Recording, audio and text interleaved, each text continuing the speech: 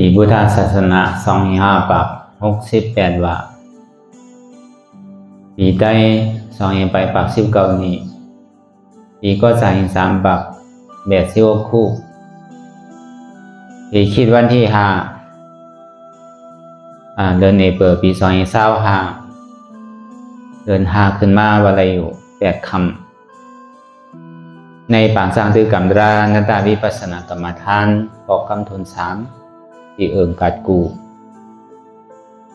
เสเวงจะลงที่ตอนตนตีเมืองไตปอจันในตอนกันเขาจะได้มานำการวิปัสสนาภาวนาหานยอดธรรมอนัตตาในข้าวยาม1 โมงต่อถึง3 โมง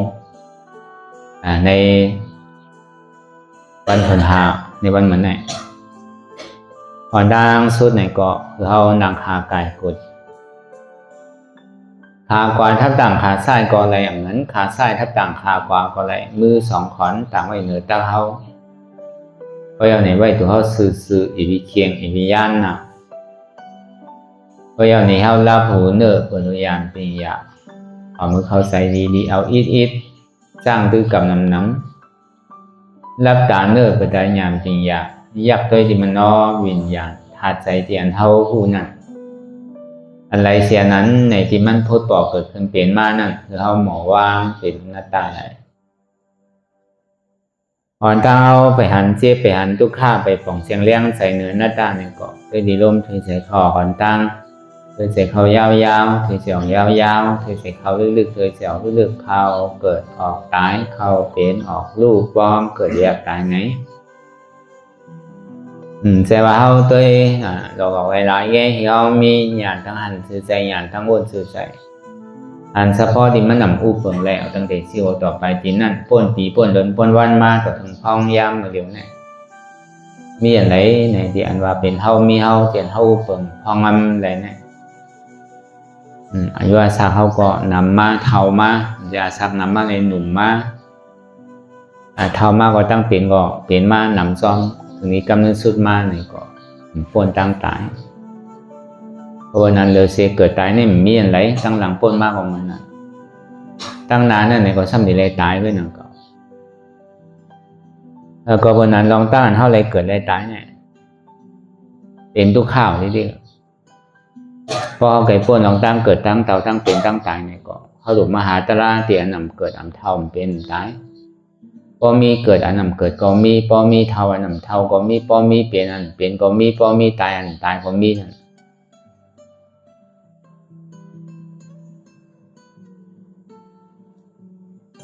อันนั้นอันเอาเกิดเท่าเป็นตายนั่นเป็นสังในเป็นอัตตาเอาเกิดเอาเท่าเป็นเอาตายอนัตตาซ้ำอ่ำเกิดอ่ำเท่าเป็นตายพอหัวเฉพาะอนัตตาเขาก็จริงเลยเกิดแทงเลยเท่าแทงเลยเป็นแทงเลยตายแทงอันเท่าเฮ็ดเท่าติดซับกับลองตั้งเกิดตั้งเท่าตั้งเป็นตั้งตายเนี่ยก็เปิดอัตตาเราผ้ามันนะก็เปิดเขามีลองตั้งใจติดใจซับใจเปลี่ยนย่อมภาวะติดก้นนั้นติดก้นหนาพอยังถึงมีลองตั้งใจติดใจซับใจเปลี่ยนเขาเป็นถึงมีอุปทานก็เปิดตัณหาความอยากอะไรใครเป็นออนโหเลยจนนี้เกิดอุปทานใจติดซับเปลี่ยนย่อมเบอร์นั้นมันติดสังมันจับสังมันเปลี่ยนสังก็ไม่ใจอันใดนี่ก็ปองว่าเขาที่ไรเกิดไรเท่าไรเป็นไรตายทั้งนั้นพอปล่อยภาวะไรตั้งพึงตั้งวัวตั้งเสียงไหนเนี่ยที่อ่อนเข้าป่นลองตั้งเกิดตั้งเท่าตั้งเป็นตั้งตายก็บนนั้นพอป่องเสียงแรงใส่อนัตตาเอาเนี่ยมีอะไรแต่ที่ไม่ยากเก้าเท่าไหร่มีอะไรที่ไม่นิจจาเท่าไหร่มีอะไรที่ให้เธอเข้ากับใจติดใจจับใจเปลี่ยนมันไหลก็เพื่อมันใจของเขาเองอันนี้เสื่อลองอันเขาใจติดใจจับใจเปลี่ยนเนี่ยก็เพื่อเขามีลองตั้งหยิบมาเป็นของเขาเขาส่วนที่ติดจับกับเปลี่ยนมันเนี่ยพอเขาหมอปล่อยพาว่างอะไรอ่ะมันใจเขาเต็มเป็นเขาเต็มมีเขาเต็มในซึ้งมันก่อมจังเฮ็ดซื่อเลยดีกว่าเจกาช่างดีกว่าอยู่ที่ไรนั้นทั้งไรทั้งนี้แล้วก็วันนั้นเพราะว่าป่องเสียงแรงใจอนัตตาวันนั้นมันมีอย่างนี้เจอลองอันนี้เปิงปล่อยภาวะอะไรตึงปึกตึงหมดตึงเสียง ของนักหลงเตียนเฮาเบียกมาในสังสารวัฏทุกข้าคันใจหลงไงเพราะฮู้จักปล่อยก็มันก็สิเว้าเพราะเฮาฮู้จักปล่อยนี่ก็มันก็สินักติๆนักโตนักใสนั่นน่ะเพราะนั้นไหนมันมาลองสังเสก็อย่าเปิงหลงมันอ่อนตั้งสุเตนี่ก็คือเฮาวนทัดสางตัวตั้งแต่ชีวิตต่อไปจิมในตัวว่าอันที่เฮายุ่มพิษยุ่มเปิงมากูเขียงข้าวยำนั่นเฮายุ่มพิษยุ่มเปิงว่าเป็นของเฮามีเฮาเต้นว่านั่นพอมาวนทัดสางตัวป่นปีป่นเดินมาต่อถึงเมื่อเดียวอาสาอายุเฮาก็นำมามันเหมือนเก่าเท่ามาแก่มา10 ปี20 ปี30 40 50 60 70มันดึงไปมันเท่ากูมือกูวันกูกินข้าวยามมีหูก็หนกมีตาก็โมมีเขียวก็วางมีเนื้อมีหนังก็เหี่ยวดุกหยาบนั่งหยาบไปหยาบดุกก็ข้างหนังก็ข้างมามันเกินหูกูกินกูข้าวยามน่ะจังว่ามันเป็นตัวของเฮาเต้ในเชิงอย่างที่มันเท่ามันเป็นหึงหนุ่มไว้เสกๆหึงอยู่ดีคือมันเหมือนอกเหมือนใจของกูเจอกูลองก็เบอร์มันเป็นไรล่าๆเนี่ยแหละเนี่ยมันเปียนี่ห่างๆว่ามั่นใจตัวของเฮาเตะในก็เฮาก็สำคัญวนทัดตัวเฮาขึ้นวนทัดตัวก้นหิมหอมเฮาขึ้นจังมันเหมือนเก่าห้างเนี่ยเรียกนั่นก็หมึกอ่อนตั้งได้เฮาก็ยามเรียกมายามเป็นว่าเป็นสาวมา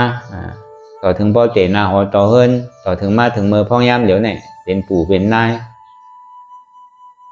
เป็นพ่อเป็นแม่เป็นลุงเป็นตา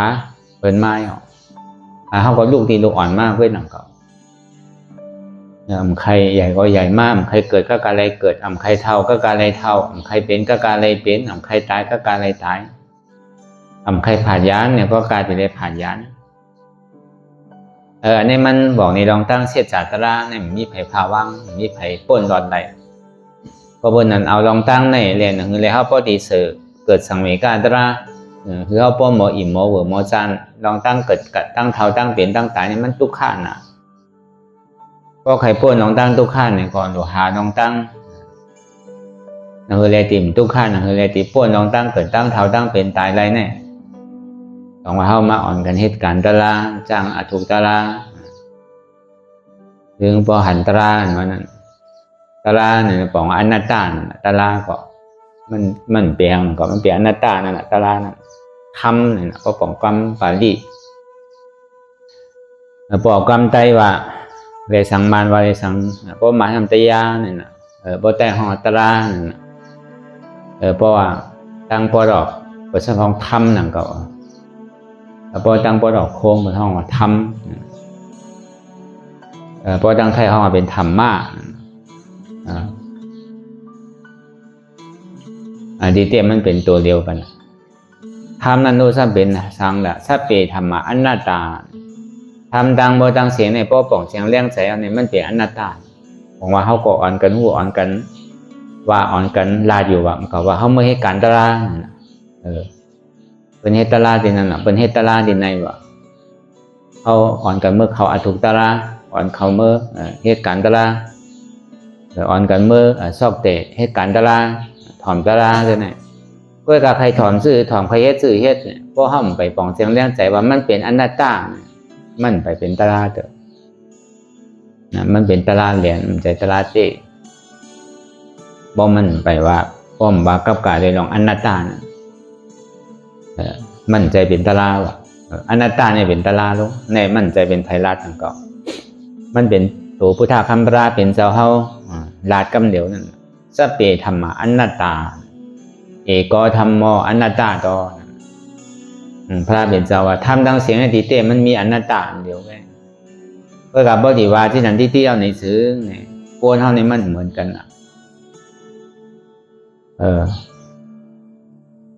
มันก็เลยมันสอนหยาบนะมันก็เลยสอนหยาบนะลองตั้งสอนลองตั้งนั่นก็มันเหมือนกันเนาะมันก็ตีใจเข่งขาข้าวยำมันก็ถ่อมไม่เหมือนตั้นสุดก็เลยตะล่าก่อนมันก็ตึงถ่อมต่อถึงป้อสุดก่อนถึงได้ตะล่ามันก็ถ่อมไม่ต่อถึงป้อสุดก่อนไปได้ที่ได้จ้างตื้อกำจ้อมก่อนถึงที่ไรมันก็จ้างตื้อกำจ้อมเต้ๆนั่นน่ะต่อถึงป้อจำดีตายมากเนี่ยก็อะไรก็มีแล้วก็เบอร์นั้นดีเต้ๆป้อเอาปอด เอาเตอร์นั่นก็เป็นอนัตตานั่นก็หนังเก่า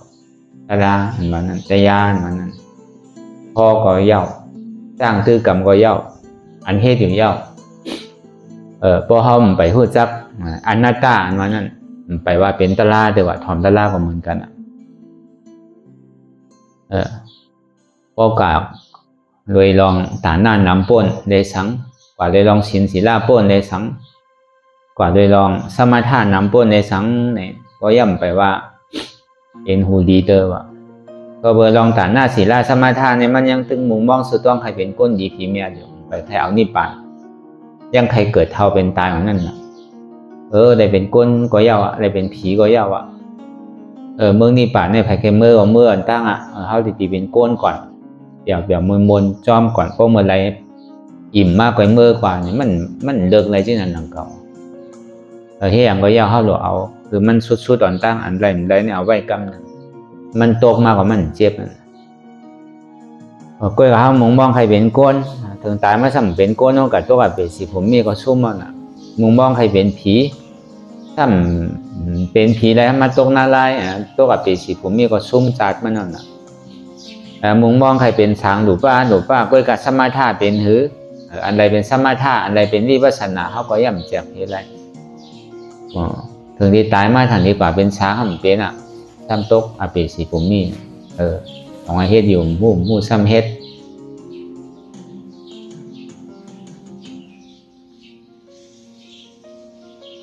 ก็บนนั้นเพราะเขาป่องเสียงแรงใส่ในตะลานว่านั้นพระเป็นเจ้า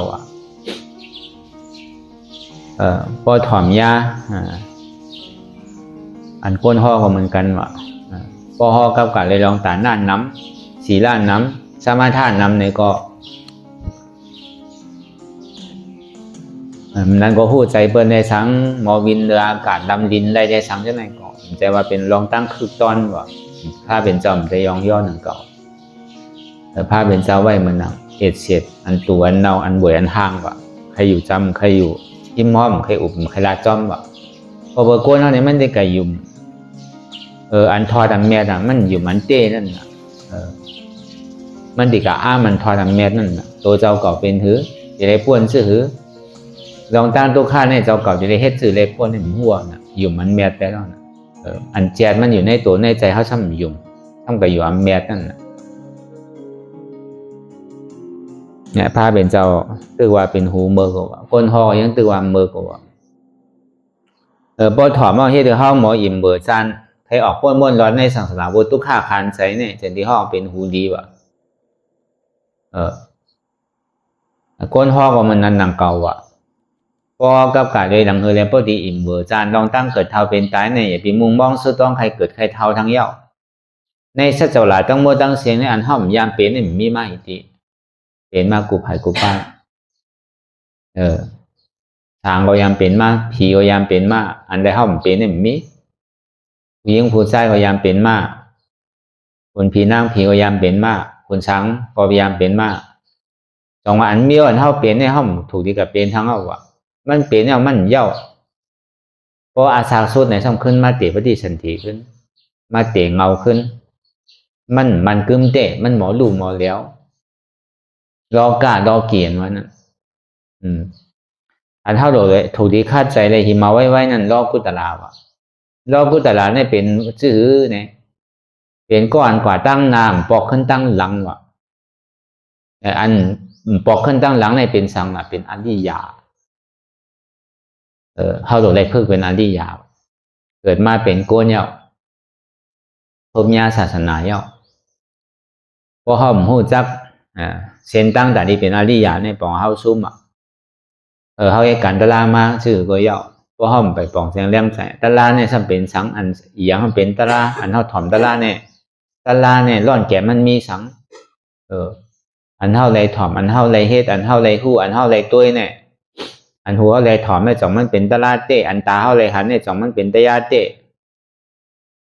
อันเท่าไรอุบไรถามไรตองน่ะจ่องเป็นตลาเตอันตัวเท่าไรทบเนี่ยจ่องมันเป็นตลาเตอันเท่าไรห้าผู้นั้นรู้จ่องมันเป็นตลาเตตลาเนี่ยซ้ำเป็นซื่อหือปอป่องความไตเฮาเป็นว่าตลาก่อนลาลีลากว่าตลาเป็นถ่อมตลาเนี่ยก็ลาลีว่าเมื่อถ่อมตลาเมื่อตัว ปรับตาลาใช่ไหมอันที่เปรียบพรดีตาลานั่นถ้าเป็นสังร่อนแก่มันเด็ดๆเป้าหมายมันเด็ดๆทำเป็นสังกำหนำได้เข้าดิ่มโป้หูนั่นก็เบอร์นั้นไหน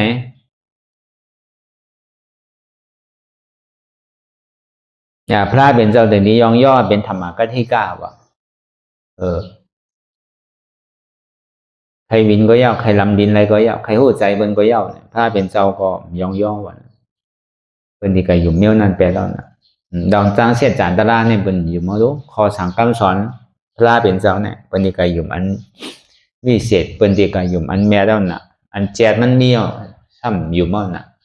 อันมอวินมอหู้ตัวหู้ใจเบิ้นเนี่ยเขายามเปลี่ยนมาเสียงผีเขาสร้างเขาจะในหู้กัน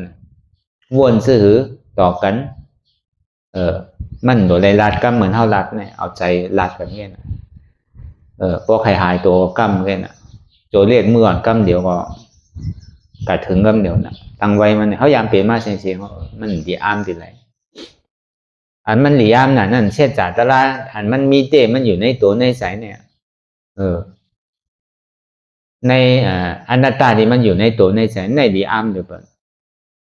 ก็เบอร์สังเนี่ยมันหนกมันหนาหล่ะเนี่ยก็เบอร์อัตตามันห่มฮับตับไว้อนัตตาวะแผ่นดินเมื่อมันนาว240,000 โยชนาเนี่ยมันเป็นอัตตามันห่มตับไว้เสียงวะมันพันง่ายๆว่าอนัตตานั้นมันนับตัวอะไรมาถอมมายินวะก็เบอร์นั้นเนี่ยเพราะอะไรถอมอะไรยินเนี่ยบอกว่าเขาอะไรถอมตะลาเตวะเพราะอะไรยินว่าอนัตตานั้นพอทำไหนจ้างตื้อกับมนัตตาเนี่ยบอกว่าเขาเลยจ้างตลาดเตี้ยวนั้นเขาเลยถอมเลยสังเขาเลยจ้างตื้อกับเลยสังเขาเลยดูในปรับในดีเลยสังเขาเลยวนตัวตีในใจนั่นเลยสังเนี่ยบอกว่าอันนั้นเขาทบจะลายเหรอแล้วก็เขาตีฮัดฮัดดาตีเป้ใจเป้ใจอันนี้ก็เป็นทางรองบ่เป็นนั้นมาเนี่ยป้อมเป็นนั้นเนี่ยกูอันเท่าถอมมากูบอกกูเขียนกูข้าวย้ำเมื่อป่วนมาหลายชิบหลายเช้าปีเนี่ยบ่ห้อมไปเลยถอมในยินอนัตตานี่ซื้อบอกว่าห้อมยำถอมยำยินมาเสียบอกว่า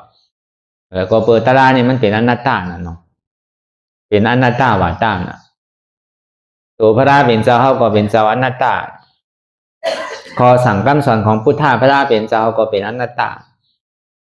เจ้าอริยสังขารเขาเจ้าเขาถึงอรหัตถะพวกเขาเจ้าในก็หู้หันถึงเฉพาะอนัตตาจะดีเขาถึงก็เปิดป่องเสียงเลี้ยงใจว่าทำดังเสียงเนี่ยเป็นอนัตตาอันมันห่มเฮ็ดให้เฮากว่าอะไรล้มๆง่ายๆอันตืดอันจันเฮาอยู่นั่นก็เปิดอัตตานั่นมัดปลาขามัดปลามือมัดปลาคอมัดกับกูผ่านกูบ้ายตีหนึ่งก็ป้อมจังหนึ่งตีพื้นก็ป้อมจังพื้นตีเฮ็ดสังก็มีอันเฮไว้มีอันห้าไว้ดิเตียบ่ได้เฮ็ดการตั้งนี้เนี่ยมันดีอ้ามเอาบ้องให้ตั้งใจตั้งข้อที่มาเข้าดีๆตะลามองมองเปิดดีเปิดฟังตะลาเมื่อไหร่ก็โอ้เนี่ยใครเข้าหนาเนี่ยพอถึงวันเปิดมาเต้เนี่ยถ้ามันตั้นแปลอะไรที่หนึ่งเขาจังนี่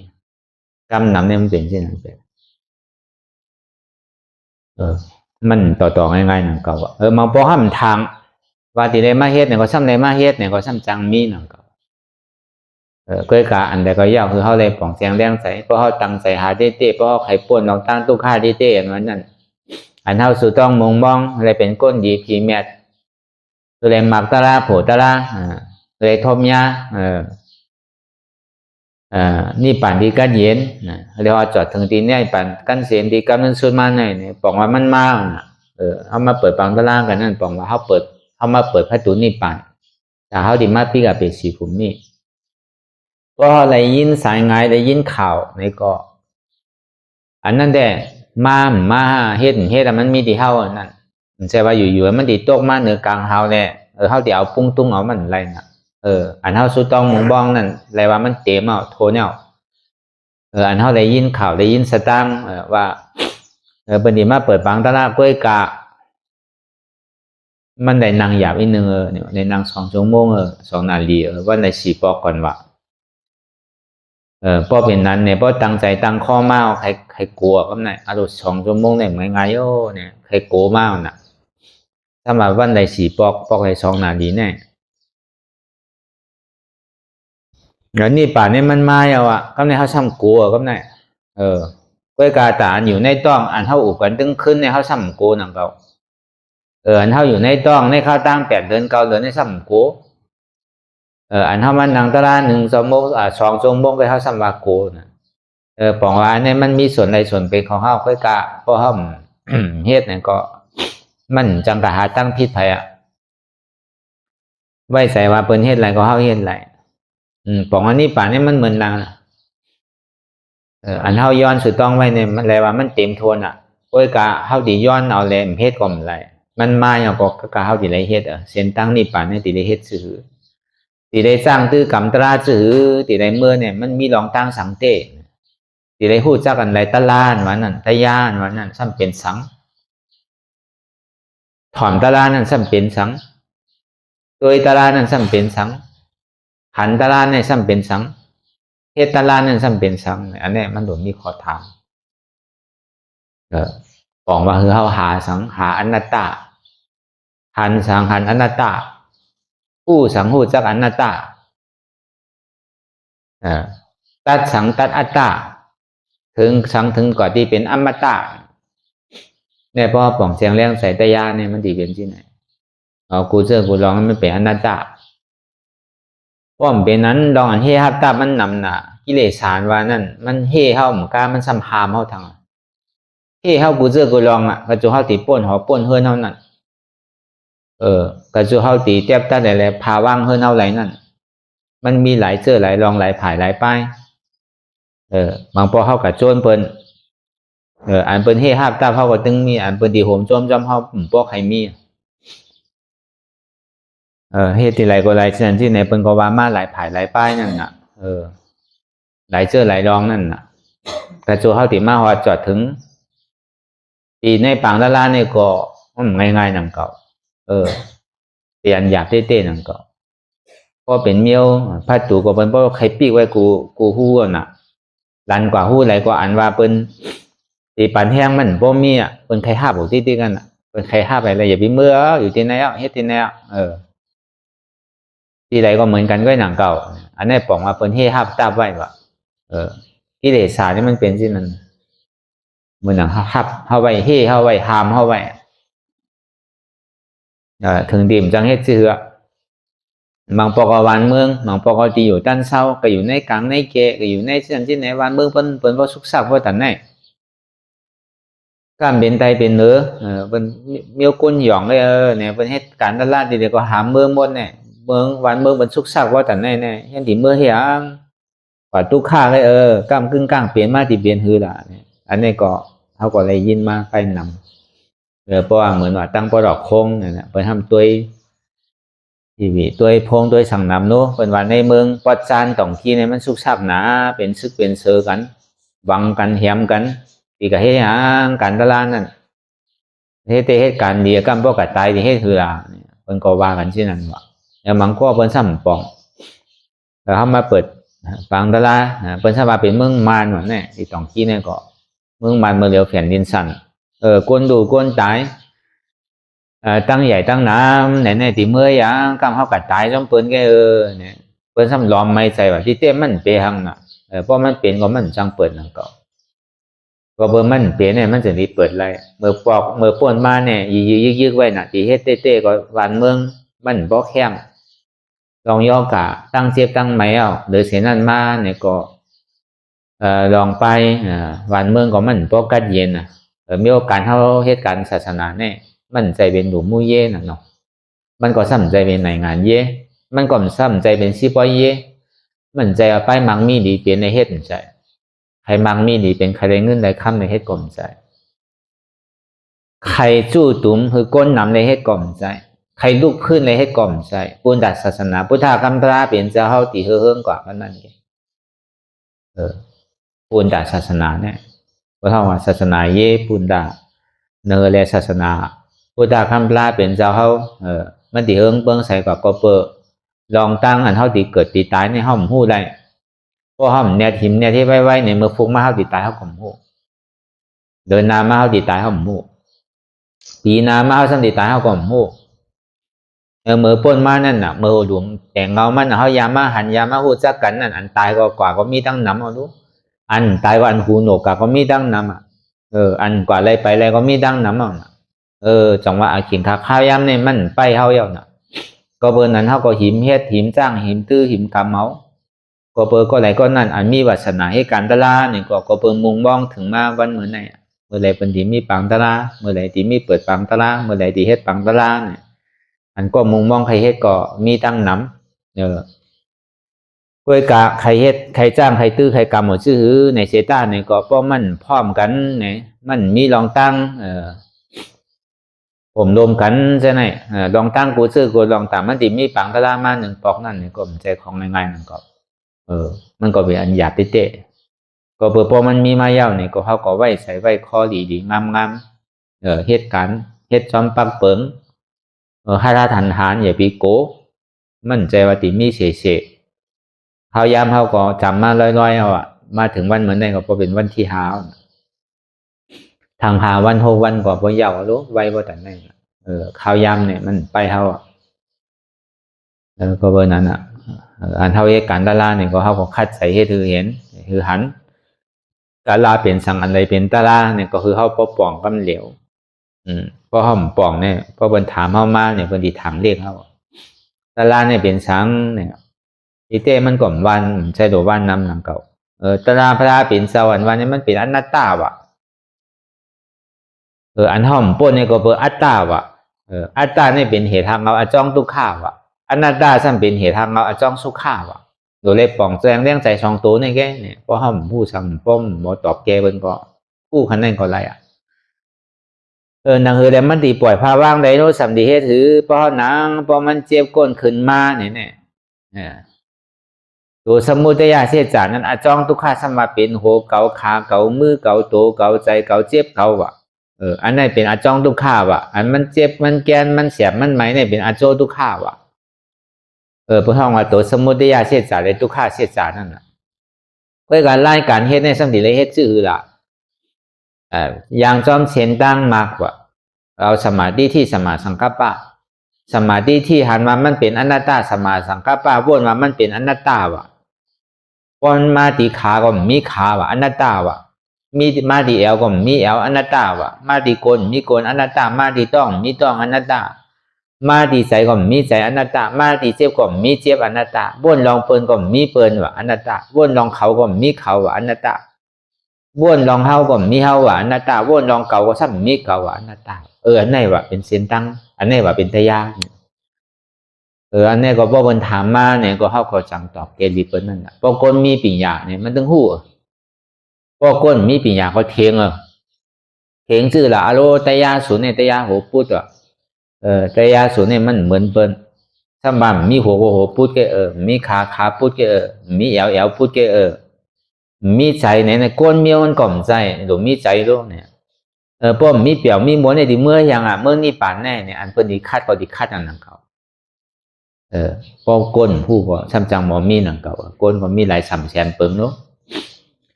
เพื่อการบ่ญาณมีตั้งบ่เลยว่นตัวดีอันว่านั้นปกติเอาในตาเนื้อตัวก็เหมือนกันเอาตาในตัวก็เหมือนกันปกติเอาตาเนื้อตัวในตั้งแต่ธรรมะเตวที่ฉันเห็นนี่มันไปมีเตอโหก็ขาก็ไปมีเตอมือก็ไปมีเตอเปิ้นห้องว่าเหมือนลูก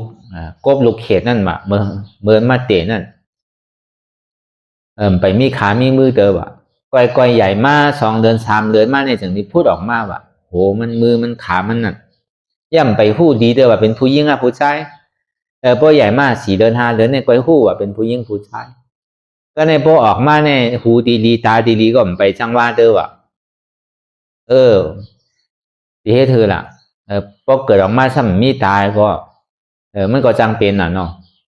ไปไล่ซะในก็จังเป็นก็การมันเกะอันมันปฏิสันเถป้ามันในก็เปิดอจ้องมันหลังในเฮ็ดไว้นั่นก็ในถึงดีตายมาเนี่ยก็มันมีเนาะเป็นเผาแบบหมดโหเนี่ยก็ว่าเผากับเพราะตัวโหเนี่ยเพราะหนังออกโหมันเมี่ยวมันมีเนื้อมีดูมีเอ็นเพราะเอ็นมีเอ็นขาดเพราะเผากับก็เป็นเท้าหมดนั่นน่ะมันมีที่ไหนโหขามีที่ไหนมือมีที่ไหนก็เดี๋ยวในตาเนื้อตัวอีก เพราะเดี๋ยวตาญาณปัญญาด้วยเนี่ยเพราะว่ามันเป็นขาเกาเต้ในสั่งมันไรเพราะมันเป็นตัวเกาเต้หรือสั่งมันไรอย่าไปมันเทาอย่าไปมันเหี่ยวอย่าไปมันโม่ตานั่นหูเนี่ยอย่าไปมันหนกเคี้ยวเนี่ยอย่าไปมันวางเนื้อหนังอย่าไปมันเหี่ยวอย่าไปมันมีขี้ตั้งแต่ชื่อต่อไปจริงเนี่ยมันว่าอะไรรู้เนี่ยเพราะเดี๋ยวเอาในน้ำมาทำว่ะเขาหลุดสั่งมันในกูเจอกูลองตัวเขาวันนั้นอันนี้ก็เขาก็ซ้ำขึ้นสอนตัวสอนใจอันเท่ากับสอนเขามันได้นังเก่าเพราะว่าเมียวมันใครบาคัดก็มันดึงบาคัดที่เดียวรู้แต่เทงมันก่อมทุล่าทำน่ะเพื่อนห้องมาเพราะกูเนี่ยหลุดกูก้นมีแบบเพราะดีกับยิ้มกับกูวันนั้นเพราะกับกูก้นผาที่ที่มันมีน่ะมันเดี๋ยวสั่งปันเขาเพราะพิษเนี่ยหลุดพิษก้นหูกับพิษก้นเมียวหูก็ทุล่าทำนะให้ก่อให้มาซ้ำเอาเหมือนหนังเอามาเห็นบืดใส่ขี้ก้อยนั่นน่ะทำโต๊ะใส่หน้าเขาขึ้นเงยหนังเก่าเหมือนเขาถมน้ำไล่ขึ้นต้องฟ้าทำโต๊ะใส่หน้าเขาขึ้นบ่เปิ้นถามได้ก็ว่าอะไรอยู่ได้เปิ้นถามในเฮากันลาดในเปิ้นป้นที่ป้นตั้งใครเปิ้นผู้ป้นที่ป้นตั้งก็มันสั่งถูกนั่นก็มันดิเหมือนหนังมันเป็นคำเจียซ้ำกับเอาเรียกอันหวยอันทางแปลเท่าว่านั้นตลาดพระเป็นเจ้าแน่มันมีตีมีตั้งมันหวังใจว่าใครว่ากับชื่อก็ว่า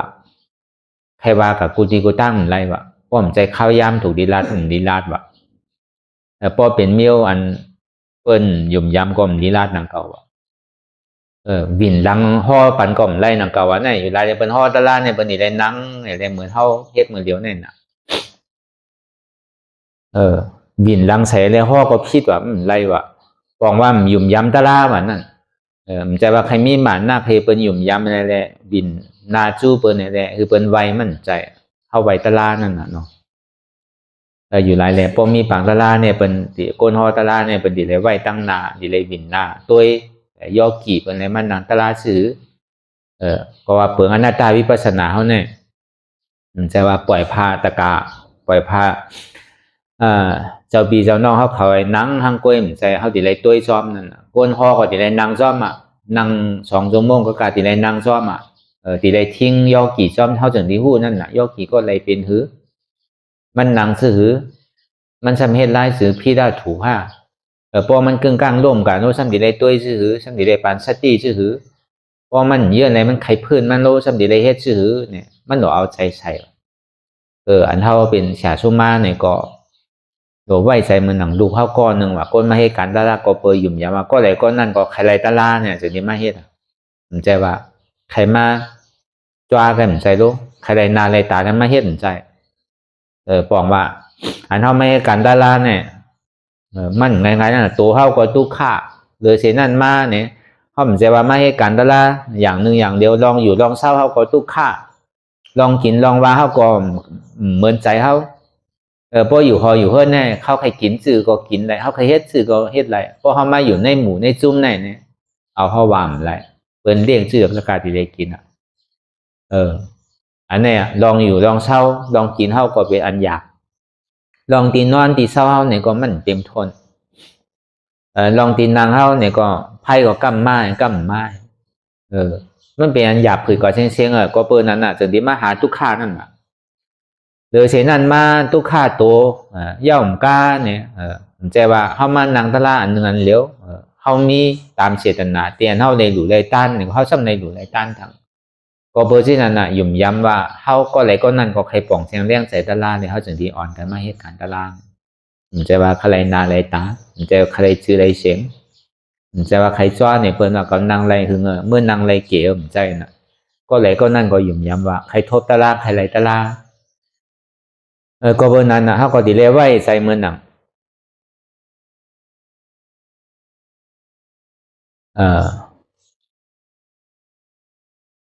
ตัวเขาหนึ่งก้อนเนี่ยนะไว้ใจมือหนังลูกเขาหนึ่งก้อนดีเลยไว้เพ่งเพียงกันเนี่ยนังคือดีเลยเฮ็ดจ้างดื้อกรรมนังคือเลยเพราะดีเลยกว่าเลยลมง่ายๆนังคือเลยมันติ่มซุ่มนั่นนังคือเลยดีเลยล่างอะไรน้ำเม็ดนั่นเนี่ยก็หาล็อกไล่กูเสื้อกูรองชาวเลี้ยงหนีนังคือเลยเพราะตีเป้ตัวเป้ใจ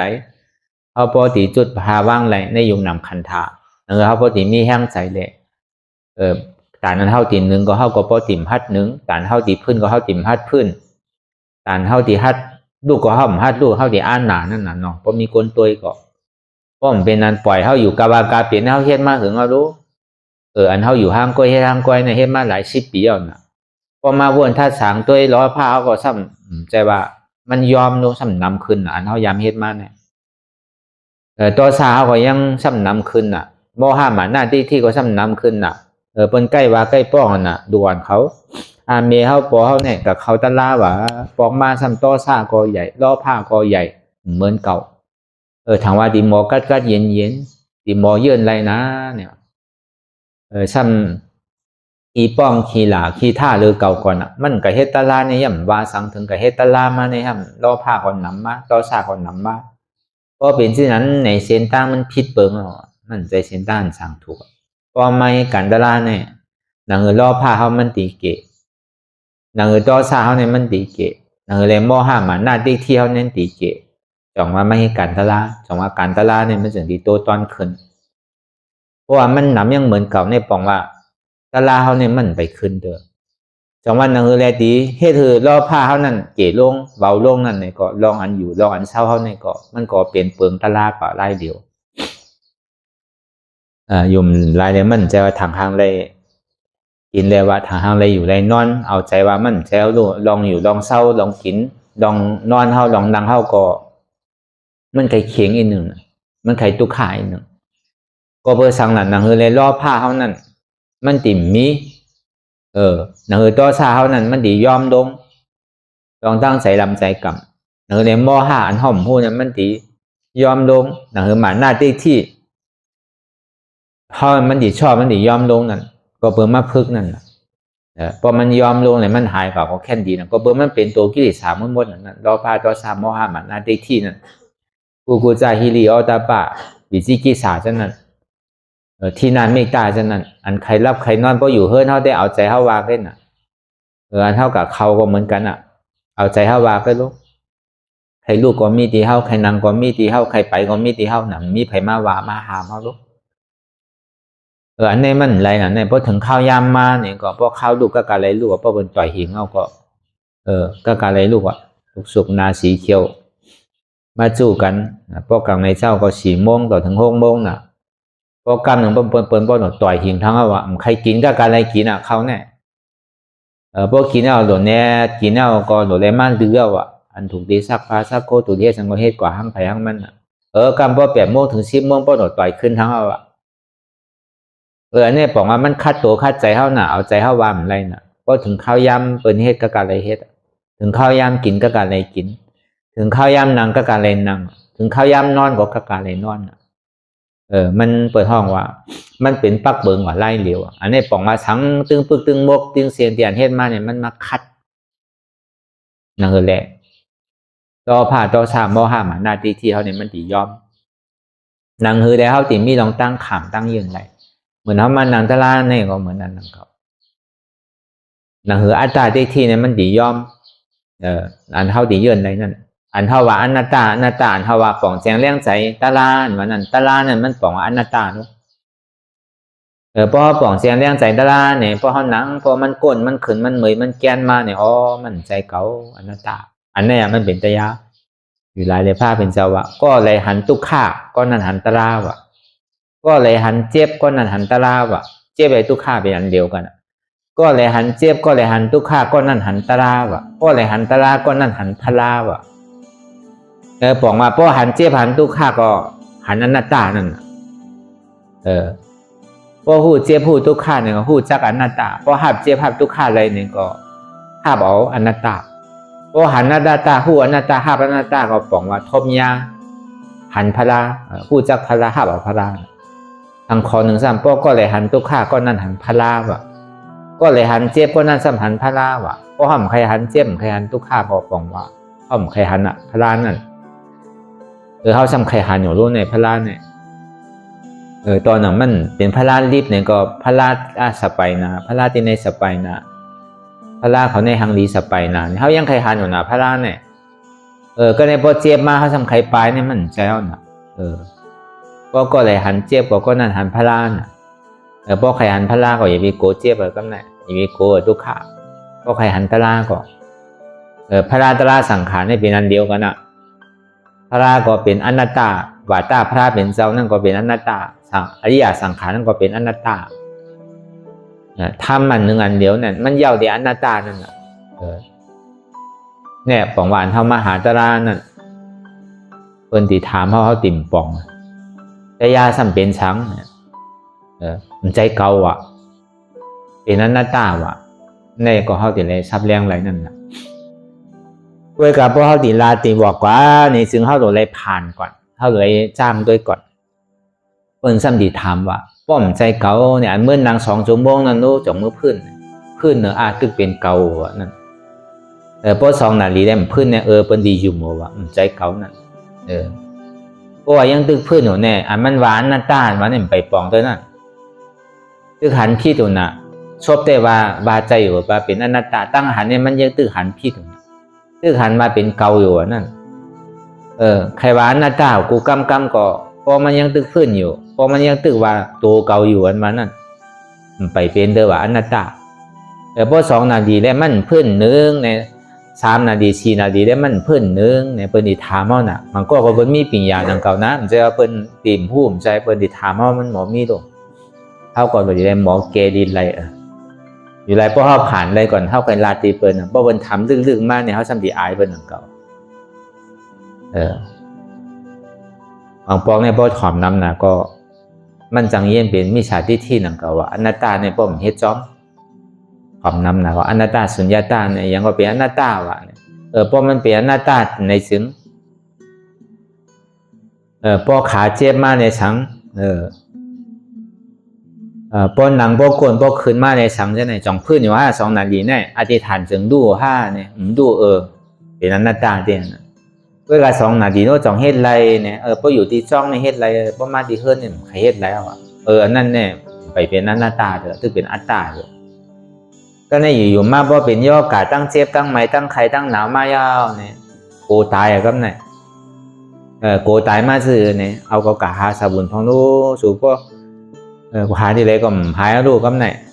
ยาที่ไรก็ตึกให้ก็ให้มาเอาก็เมื่อหาในเวียงของแลกว่าในเวียง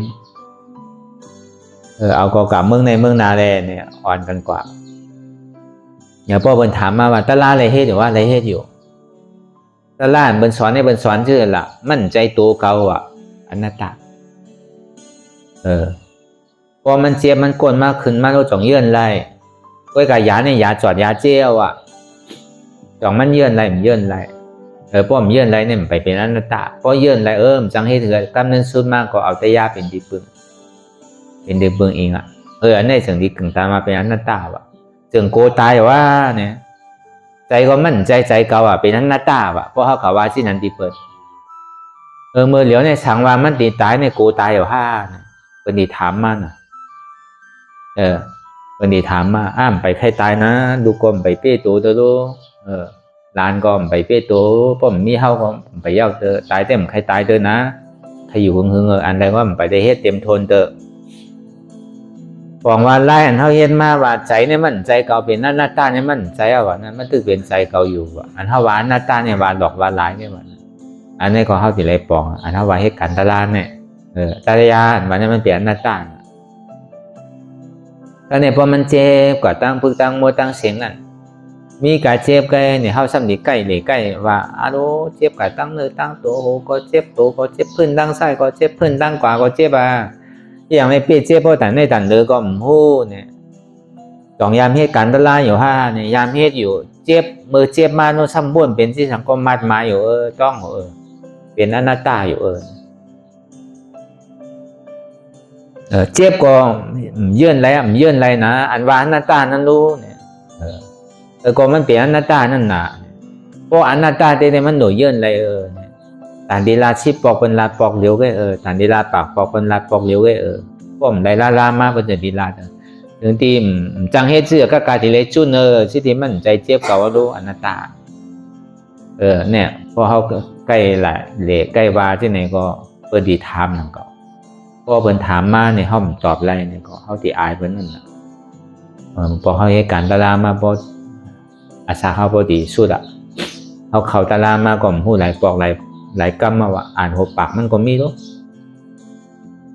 เนี่ยพอเขาปองเสียงเลี้ยงใส่เนี่ยพอเขาปองเสียงเลี้ยงใส่หยุ่มย้ำมาพวกปองเสียงเลี้ยงใส่อนัตตาเย้าในซึ้งมันดีปองมากไว้หนังเขาก็เอาเขาใส่เด็ดๆก็ลองตั้งหันลองตั้งบนมันหมันเด็ดก็บนนั้นเมื่อกูปอกแต่ยาเขาก็ยินว่าชิ้นนั้นแกเขาก็ว่าเมื่อถอมตะลาเมื่อเหตุการณ์ตะลาว่ะเมื่อตัวตะลาว่ะเวลาตะลาเนี่ยมันเป็นสังข้าวหมูกำหนำในแต่ยาเนี่ยเขาอยู่มันเป็นอับปุ่มเลยน่ะเมื่อปานพระเป็นเจ้าเข้าไว้ก็ในก้อนนาเขาใครยินอับปุ่มแกเมื่อปานพระเป็นเจ้าเป็นหนออาร้องว่ะบินกว่าตั้งในกับตึกต่อยากว่ะใช่ไหมแกน่ะมันเป็นเขาใครยินจัดอาร้องแกน่ะเพราะเหตุการณ์ต่างหน้าตั้งหลูเนี่ยมันบางมีดีเป็นว่ะก็เปิดมีเงินมีคำเนี่ยเปิ้นไรหลูไรต้านไว้ไรเปิ้นไรมีว่ะพอเป็นนั้นก็เขาก็หลูมอต้านเนอะเฮ็ดก่อให้มากก็เบอร์เสตนาสถาแห้งป้นตีดูกาดูมากเขากินพ่อมีเนี่ยก็จังมีน่ะเนาะก็ดูมิ้วนั่นก็ทำไรนั่นก็เบอร์มันกัดถอมยินตาหน้าแห้งป้นตีน่ะในทางว่าป้อต้านที่มันดีเป็นมันดีไรตะลาว่ะมันดีมากมีดีเป็นว่ะศาสนาเนี่ยมันสอนหลูคือต้านว่ะมองปอกมือกูปอกห้อมผู้เขาก็ถังเป็นเช่นนั้นนั่นก็มันคือกรรมศีลกรรมธรรมว่ะใช่ไหมกำนำลองศีลลองธรรมห้องป้ออะไรยินก่อนอ่ะลองสมาทานเนี่ยแค่นไกลอ่ะลองวิปัสสนาแค่จังลานมันอ่ะก็เบอร์สังเนี่ยเพราะว่าถึงร้อนถึงแก่มันมาเอาในก้นมันดีเก๋พอก้นมันเก๋มาเนี่ยก็เบอร์สังน่ะเพราะเหตุการณ์ตะลาเนี่ยเขาจะเอาใจตะกาว่างได้เพราะเขาหักตะกาเนี่ยพอหักก้นเฮ็ดจังคือกรรมตะลาเนี่ยเขาหลุดเลยเอาปักเปิงว่าก็เอาใจตะกาว่าได้มันย่อมสุดเชียงบอกอ่ะก็เอาใจตะกาว่าพอจอมใส่เปิ้นมาพอเขาเอาก้นนำว่าได้ก้นเมียวหือก็ใครเข้ามาเอาก้นนำว่าเนี่ยพอเอาก้นนำว่านี่มันมีการมีขันว่ะเอาก้นใครเฮ็ดว่าว่ะก้นใครเฮ็ดเต้ๆว่าพอก้นใครเฮ็ดเต้ๆมีการมีขันว่ะปากก็เห็นก็เพราะมันไรกับก้อนนึงก็แค่มั่งน่ะมันมีอยู่อ่านโหหมื่นโหแสนมันก็ไปหัวที่เป๋มันก็ทุลาหังว่ะเหมือนนั้นนั่งเก่าแต่ย่าเนี่ยก็เขาอย่าไปเอาก้นนำว่าว่ะเอาก้นใครเฮ็ดเต้ว่าว่ะเป็นใกล้เหลี่ยมาทำแต่ที่เรียกก็มันมาทำ2 ชั่วโมงเนี่ยมันนำ2 ขี้ก็ว่าที่นั่นอยู่เอาร้อยก็ไรอ่ะ1 นาทีที่ไหนก็แล้วน่ะเพราะว่า1 ชั่วโมงเพราะเต็มหมดนั่งเก่าก้อยกามันต้านหันสังอ่ะมันต้านหันเก่าอ่ะมันตึกเปี่ยวตึงโมนอยู่แค่น่ะมันไปหันเก่านั่นน่ะก็บนนั้นเพราะใครหันเก่าใครหันอนัตตาเนี่ยมันตีเกศสุดมันเนี่ยก็มันเอา2 นาทีมันจะดีหันน่ะอันเท่าวนมาเป็นตะยาเนี่ยจ่องมันเป็นตะยาเต้5อันเท่าเหตุการณ์ตะยาเนี่ยจ่องเท่าปองเสียงแรงใส่กันตะยาเต้อยู่5จ่องเท่าหักโตโกตายเต้จ่องเท่าหมอไว้วางใส่เต้พอถึงเปลี่ยนมาเต้พอเจ็บโตเจ็บใจพอเจ็บมาตั้งปึกตั้งโมตั้งเสียงเนี่ยจ่องเท่าจุนไรเต้เพราะห้ามนางหนึ่งบอกขนาดห้ามหูอันเจ็บมันก้นขึ้นเลยเอานางโจแก็บโจข้าวไว้ควายนาดี1 ชั่วโมงเนี่ยก็เข้าป้อน่ะป้อตามปกติป้ออยู่หออยู่เฮิรนอยู่วัดอยู่ว่าป้อห้ามมาเข้าปังทะละมันดีตั้นกับหันสังก็ในประมาณนาง2 นาทีมันจังดีหันเกาวันนั่นพอมันหันยาวก็อันเท่าว่าตะยาเนี่ยจ่องมันดีเป็นตะยาไรเต้อย่างที่หมอไว้วางใจในเต้อันเท่าเป็นก้นให้การทะละเนี่ยจ่องเขาหมอไว้วางใจเต้อันเท่าเขามาเข้ายามอ่าน10 ปี20 ปี30 ปีนั่นจ่องเขาตีหมอปล่อยว่างไรเต้เพราะเขาปล่อยว่างไรเต้เนี่ยก็เป็นตะยาป้อมปล่อยว่างไรเต้ป่องว่าอันเท่าเฮ็ดอันเท่าป่องเสียงแรงใสมากเนี่ยมันไปเป็นตะยาเถอะมันยังตึกเป็นเก่าอยู่มันเป็นอาตยาแบบมันเป็นตะยาในก็เพราะเขาป่องเสียงแรงใจมากเนี่ยก็มันก็แค่นั้นน่ะเนาะที่ดำลองมันเด็กก็เขาหลบป่องเสียงแรงใจน่ะตะยาเนี่ยเพราะเป็นนั้นเพราะเป็นมาถามเขาเนี่ยก็เขาก็เกลีเป็นไรอ่ะก้อยกาตาเขาติดเกลีเป็นไรเนี่ยเขาหลบพึกมังเมียวในหลดลาดมังเมียวหลดเฮ็ดเนวะเมียวปอเมียวเมียสอนลูกสอนล่างเหมือนนั้นน่ะลูกอย่าไปหลุดแน่นยาเลยอย่าไปกินปู้เลยอย่าไปกินปียาอย่าไปกินเหล้าเลยมันหลีเนี่ยก้อยกาปอเมียทำกินอยู่ก็มันคำทอมลูกอ่อนเขาซ้ำสอนเขาว่าอย่าไปกินเขาทำกินอยู่เขาติดกับทอมมันทอมอย่าไปแอวกลางค่ำกลางคืนแน่ลูกเขาซ้ำแอวรู้เขาก็มันทอมนังเก่าก็เบอร์นั้นเพราะเขาดีสอนเขาในเขาโดดเฮ็ดไรไปสอนว่าเพราะเขาไม่เฮ็ดไรอย่าไปสอนว่าเขาจ้อมไรเบอร์นั้นนังเก่าเขาตีบาดด้านล่างในเปิ้ลเนี่ยก็ เฮาโดยเฮ็ดตัวเฮาเลยก็ตัวเฮาผ่านแนวในเฮาไปลัดเลยก็เฮาไปผ่านเด้อเนี่ยก็เฮาลัดกว่าว่าเปิ้นมาหาเฮาเฮ็ดเปิ้นซ้ำนี่ถามเด็กเฮามันซ้ำว่ามันลัดอันนั้นได้อยู่ก็มันซ้ำยืนในนั่งก่อมนั่งซ้อมเปิ้นเฮ็ดก่อมเฮ็ดซ้อมเปิ้นว่าได้ว่าเตอยู่ก็เฮาตะลาเนี่ยบ่เหมือนยาหันตะบ่เหมือนพระลานดิบอ่ะเปิ้นก็บ่เปิ้นนั่งหันนั่งซ้อมเปิ้นพอเฮาอยากลูกช่องไปตุ้ยของตุ้ยเปิ้นอันนี้ควรอันนางตะลาก็มีแฮงใส่มันเป็นสินั้นกะอยู่รายได้เปิงเฮาอนัตตานั่นนี่ก็เฮาสอนตะลานี่ก็เฮาก็สิไรนั่งซ้อมก้นนางตะลาพอเปิ้นยาวก็ห้อมยาวเปิ้นปอห้อมปอมันจะดีกว่าจ้อมกันไรเหมือนเฮาพายเฮอนั่นน่ะเนาะเขาเป็นก้นพายมันเนี่ยพอถึงกลางของเวียนโต๊ะก็คือเขากวางก้อนเนี่ยใครดีกว่าล่ะใครเฮ็ดสื่อเขาเฮ็ดที่เตี้ยกับเฮอโจมเอาก็บนนั้นพอพายเฮอเนี่ยก็เขาอย่าไปปล่อยก้นในเฮออยู่เฮอห้ามก้อยเขาโดดพายถึงพังมันเปิ้นเปิ้งมีปัญหาอนัตตาเนี่ยเป็นชื่อไหนก็บนนั้นในแหละมันเหมือนในเนี่ยก็เอาสมาธิที่สมาสังกัปปะสมาธิที่หันสมาสังกัปปะว่นทำมีหันทำใจเฮาบ่ฮู้ทำมีหันทุกข์ทำใจฮู้ว่าทุกข์เป็นอนัตตาทำมีหันเจ็บทำใจฮู้ว่าเจ็บเป็นอนัตตาทำมีหันว่าอ่ำใจหัวเก่าอ่ำใจขาเก่าอ่ำใจมือเก่าอ่ำใจตัวเก่าอ่ำใจใจเก่าอ่ำใจเจ็บเก่าทำใจฮู้ว่ามันเป็นอนัตตาในก็เขาวนยาวๆข้าวยามหึงอย่าไปว่าไผอย่าไปว่าเทิงน่ะหันในสังนั้นวนในสังหึงก็เพียงเพียงกันว่นต่อถึงเจ็บมันพอสุดว่นต่อถึงทุกข้าพอสุดตาต่อถึงอัตตาพอโตพุทธขาดกว่าอะไรที่มันพูดบอกเกิดขึ้นเป็นมานั่นนี่ก็คือเอาปอมบอกว่นวางแตบตัดเป็นอนัตตาสัพพะไหล